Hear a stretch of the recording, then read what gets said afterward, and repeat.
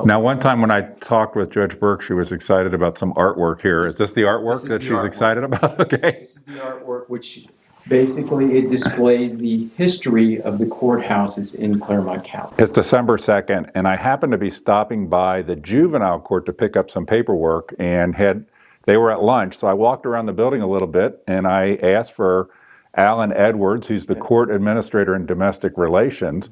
I have never been in this building before. It's a very nice building that has juvenile and domestic here off of Bower Road. And he offered to just show me around a little bit. They got some stuff starting here in a little bit in the court, so going to get me out of here quick. But he's going to just give us a real quick tour of some of the key facilities here. Sure. In the domestic relations side. There's a juvenile side down the hall that I'll film in a little bit here. So this is the main courtroom here, right? This is the main courtroom. This is where Judge Burke, if she has a hearing, it's always conducted in this room. Okay. And these courtrooms, just like any other courtroom, is open to the public if somebody wanted to come and sit in a hearing? That is correct. Are there times when there's certain hearings that are closed? There are certain things that are not open to the public, Okay. but that's A rare thing? That's rare. Okay. Since we don't have a conference room, there might be like formal pre-trials or mediation sessions which occur in here. Okay. Obviously, those are not open to the public. Now, one time when I talked with Judge Burke, she was excited about some artwork here. Is this the artwork that she's excited about? Okay. This is the artwork which basically it displays the history of the courthouses in Clermont County. Okay. All right, so this is the main courtroom.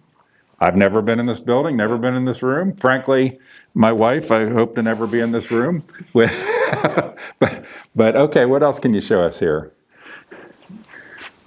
I don't know what else you'd like to see. Well, in the facility, is there other things or just? Show we have 3 other courtrooms. Okay. Which are where we have the magistrates when they conduct their hearings. Okay, and there's a few people, because there's something coming up, I'm gonna consciously avoid getting anybody on camera when we walk out here. Okay, so you have several hearing rooms here, Allan, and this is one of them. Can we see what Hearing room A. There's nothing going on in here. Can we see what's going on in a? No. Come on in. Not yet. Okay, and these would be magistrates' hearing rooms? That's correct. Okay, and how many magistrates are there for the domestic relations court? We have 4 full-time magistrates. Okay. Although we only have 3 courtrooms. We have one of the 4 basically hears exclusively domestic violence. Okay. Matters. And that's different than like a protection order, or is it domestic? It is the civil protection order. Okay, and just so people know, I didn't know this, that you have, if it's a protection order that involves a family relationship, that's basically done here. That is basically done as long as the perpetrator, for lack of a better, is an adult. Okay. If they're juvenile, it goes to juvenile then? If it's juvenile, it goes to juvenile. Okay, and then if it's a protection order when it is a non-family member, then that's common pleas court. That's Okay, correct. so so if, God forbid,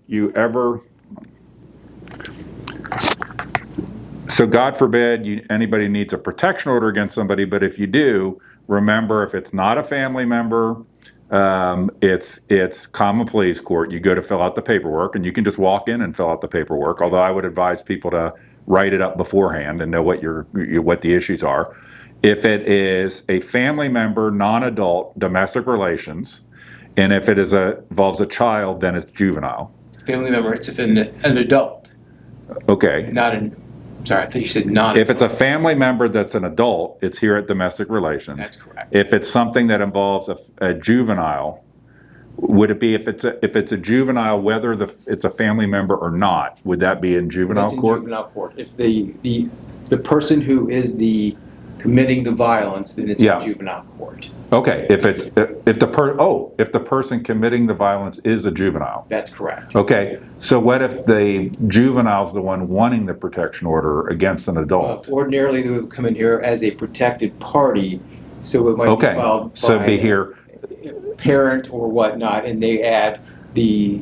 So I think the key thing is, if it is a juvenile, and correct me if I say something wrong, if it's a juvenile or a family member, this building off of Bower Road, pretty much. Pretty much. And if it's a non-family member, adult, common pleas court, for sure in downtown Batavia. The only exception would be we have now what they refer to as a dating protective violence. Okay.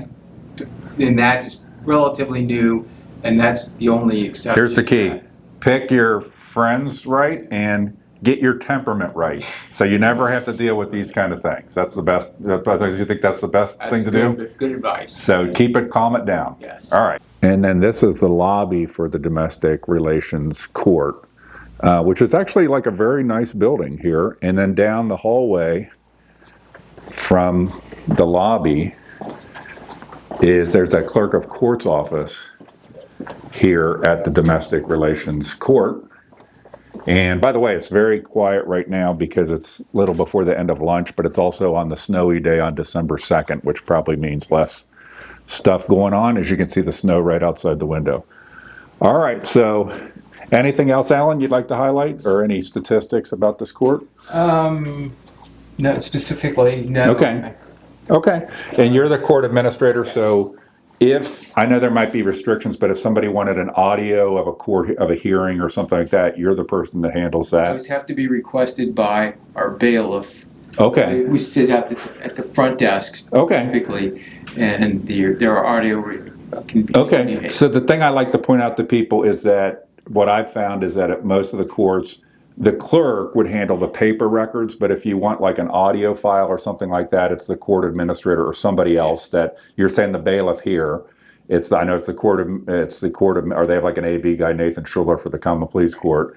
And then I go to the court administrator at municipal court if it's an audio file. Okay. All right. Well, thank you for giving me a little tour down here. So I actually stopped by here today to pick up some records from juvenile court, and Allan Edwards was kind enough to take me on a little tour of domestic relations. And I don't think I'm gonna have that luxury of a little tour here in juvenile, but like I said, I've never been in these buildings before, and I'm just going to do a quick walk around of the juvenile court side of this complex. And I believe this is the newer side that just went online not that long ago. All right, so let's take a look here on the juvenile side. So there's a big waiting room here that is basically empty right now. I don't know, just because nothing's going on, or there is because of the snow. But I guess an empty court is a good court.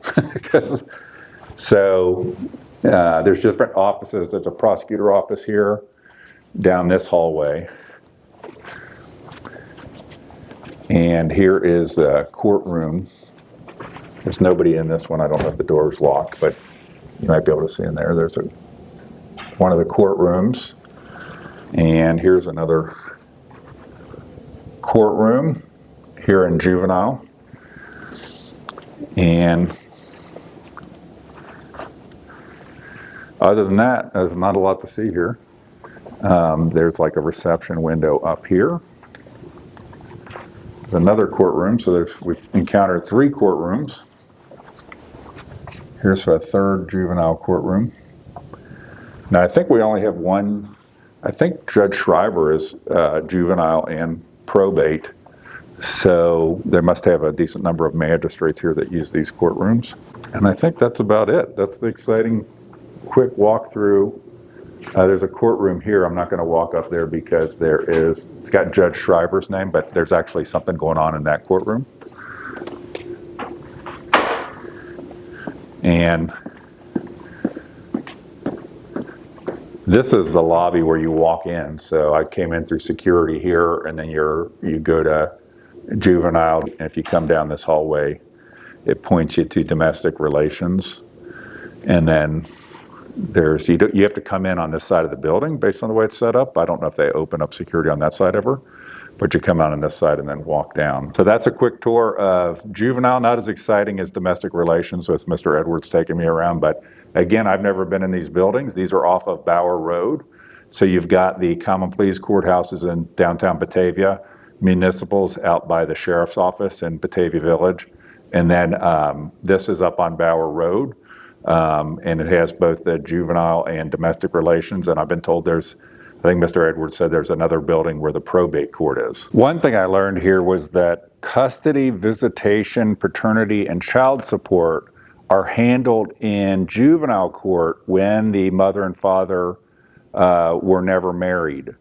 If they were married and divorced, then those same things are done in domestic relations court. So it's something I know. You learn a lot of little things. Hopefully you never have to know about them yourself, but I just found that was interesting that based on what the marital status had been of the parents has an effect on those specific things, custody, visitation, paternity, and child support, in what court they're handled.